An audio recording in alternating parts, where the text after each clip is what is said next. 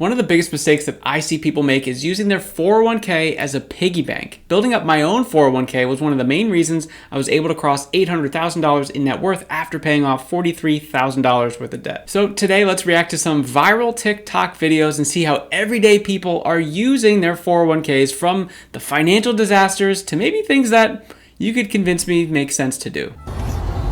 If I can give you one piece of advice, is take money out of your 401k. We're not going to live to see 50. The world is already showing signs that the tribulation years are coming. And one thing that I'm going to do for certain is take money out of my 401k. Because life is too expensive right now to be trying to have a little piggy bank. If we do get to 50, we will cross that bridge when we get there. But right now, we're in the present, and right now matters. Take your money out. That caught me off guard there at the end. Well, spooked me a little bit. Yeah, this is a common thought that I see a lot with like younger people in their 20s, 30s, 40s, where they're like, "Oh, I'm kicking the can down the road. I don't even know what's going to happen tomorrow, let alone in the next 10 years." Let me actually do a quick little Google search here. Percentage of people who think they are ready for retirement in the United States. So basically, only 45% of Americans feel financially prepared for retirement, while roughly 46% do not expect to be financially ready. And a large majority of working adults, 64%, no longer view retiring at age 65 as realistic. So 2/3 of whoever did this poll don't think that they're going to retire at the retirement age of 65, whatever. And so it's with this mindset that girl had of like, if we even make it to 50, what are we talking about here? She was like 30. Like, what are we talking? Of course, tomorrow's not guaranteed, but like, we're talking about 50. This is like, we're living in 2026.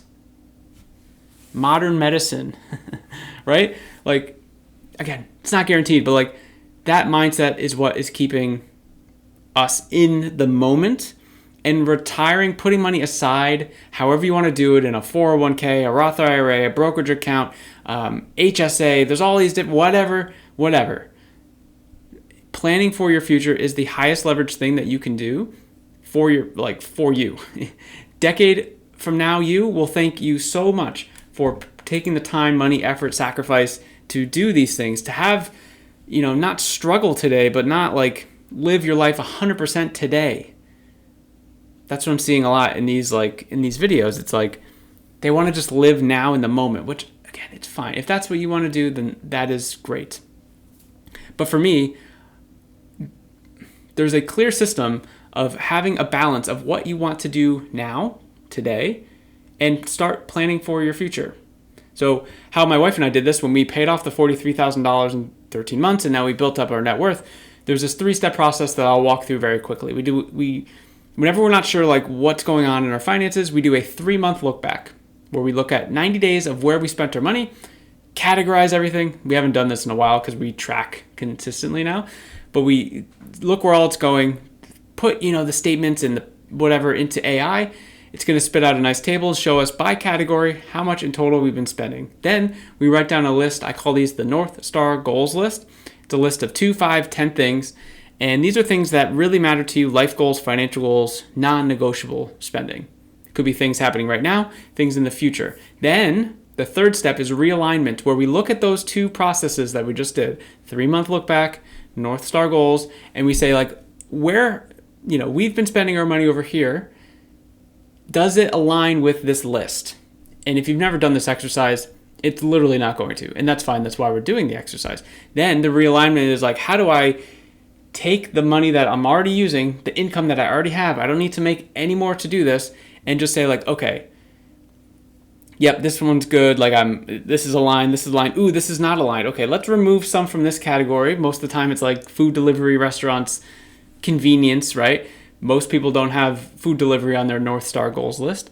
And then it's like, okay, well, maybe that would free up an extra couple $100 that I can put towards savings, retirement, paying off debt, right? Other financial goals that'll free us up now and give us options in the future. What do you guys think about that? Are you planning for your future right now? Are you Are you staying in the moment? We got more videos coming up, but just wanted to get your feedback. So I just made a mistake that I hope none of you ever do in your lifetime. crap. When I was setting up my 401k contributions, I accidentally put my 401k contributions to 90% of my paycheck. So I just got paid today, and I basically got no money in my paycheck, and it all went to my 401k. Not a big deal, but I am gonna have to find that money somewhere. So we'll figure it out. Yeah, so that's kind of funny in a way, right? But definitely not the worst mistake you could have made. He's paying himself first, literally his future self, but he forgot to pay his current self, and that's kind of just what I was talking about, right? He's putting all his eggs into his future. I wouldn't recommend that either. Obviously, a silly little mistake, but hopefully he was able to, pay his rent or mortgage that month, pay for utilities, all that good stuff. But that was just a kind of, I guess, a little fun one. We'll move right to the next one. Make the withdrawal out your 401k, take the PTO, and take a vacation. Wow. As somebody who has been investing and had a 401k mutual funds since age 21, I've been an avid component on, at random, taking me a loan out and taking me a nice vacation. Because the way the world going on right now, and this man with these tariffs, like 50% tariffs on China, be for real. Well, China doing that on us. But be for real. Like, the way this going, we don't need these headaches. Me personally, Friday, I saw my 401k and I immediately closed out. I lost thousands of dollars out of my 401k. Mm-hmm. Granted, I do have money in an IRA account that I put to the side, which if you're not doing, you should do. As well as I have cash reserves, high yield savings accounts, as well as liquid cash on hand. But yeah, the way it's going right now, yeah. Got it. I love that she's like framing herself as like an expert. Oh, I've been investing in mutual funds since I was 21. Oh, you should be doing this, that, the other thing. And oh, by the way, I'm struggling financially, so I got to take money out of my 401k. That was the first little note that I thought. So it was like, again, kind of like a justification, like, oh, I'm good at all this stuff, but because of XYZ thing, I'm going to point the finger. That's the reason. That's my like least favorite excuse, is like the finger point. This is why I don't watch the news, by the way. Definitely have no idea what's going on in the world. Couldn't care less, because I know that what I'm doing, I'm just focusing on me and my family and like how, like whatever. Yeah. And something like a 401k or even just broadly an investment, one, it's not a guarantee.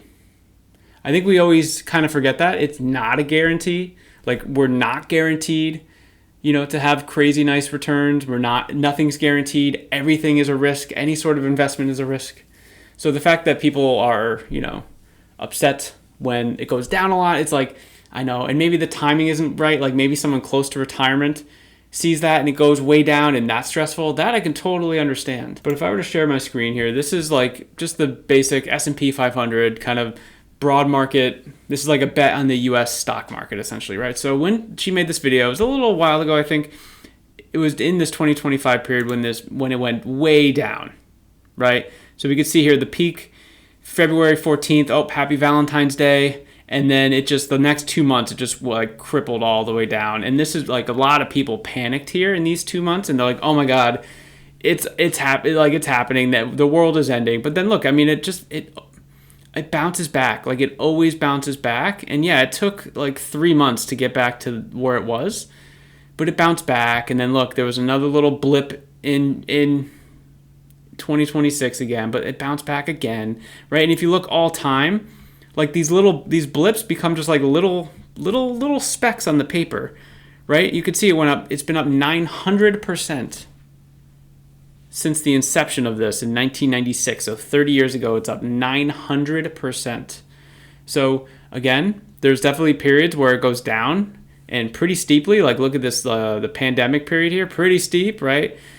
But at the end of the day, one, investing is a risk. Two, it's likely just going to keep going up over time. So I think we just have to keep that in mind. I cashed out my 401k savings at 23 years old. Did I have millions of dollars saved up? No, but I did use that money as a safety cushion. Back in July, I literally stood up and quit my 9-to-5 job. I was so fed up every single day, I had to make a change in my life. Good for you. And with me doing that came the risk of me having net zero income. So I withdrew my 401k, or at least what I could withdraw, because you can't withdraw the entire amount. I could not put 100% of my effort into something that was going to make me real passive income if I was still working that shitty 9-to-5 job. So I had to quit, but I needed the money to pay my rent for the next few months and my car payment. Look, if I have to rely on money that I've been saving my entire life when I'm 75, I'm a paraplegic with a bunch of health conditions, then I have done myself a disservice and I would consider myself a failure. As humans, we are quite literally programmed to think that the only way we can acquire a large sum of money is if it comes from a pension or a 401k savings account when we retire, which is fucking bullshit. And of course they want you to think this because they want you to keep working these shitty fucking jobs. I have nothing against saving or investing money for your family and your future, especially when that money is invested in an appreciating or compounding asset. But I don't see the point in having any of this if my cash flow is fucking abysmal. You are able to increase your cash flow, the money you have coming in every single month, and somehow make that passive.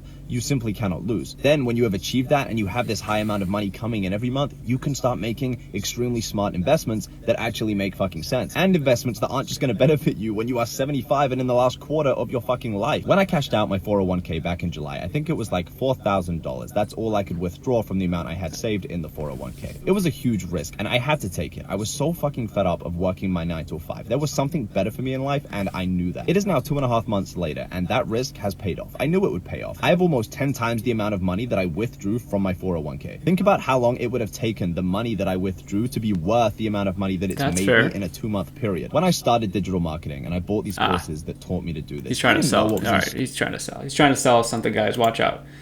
So, yeah, a lot of feedback there. A lot of feedback. One, I like the idea of people taking risks. This guy's 23 years old. That's the time to do it. It doesn't sound like he has kids or anything like that holding you back. So if you're going to take a risk, that's the time to do it. If I look back to when I was 23, a long time ago, I didn't take any risks at all. And I just did the same boring thing over and over and over again. And yeah, so I look back on that personally and I kind of regret that. So I understand where he is coming from for sure. But I would also say, one, $4,000 isn't a lot of money. I thought he was going to say he took out like 50 grand or something like that.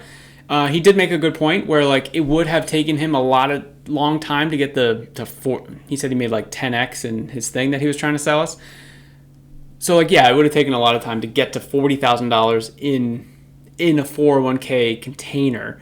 But the 401k container is kind of a thing that's off to the side. He was talking about cash flow, which is not a 401k. Like 401k is not cash flow. So just whatever, that's fine. And it does seem like he kind of quit his job before he had the side hustle thing like up and running.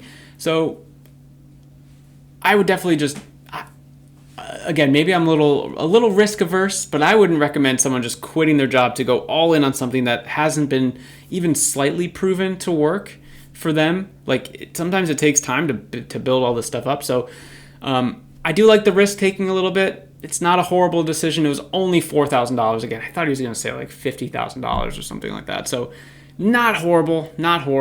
But at the end of the day, I guess he made it work. So who am I to say? And if you like these TikTok Reacts videos, I got this one here where this woman took out her 401k to pay off her credit card debt and she was screaming, so excited in a parking lot. You got to see it.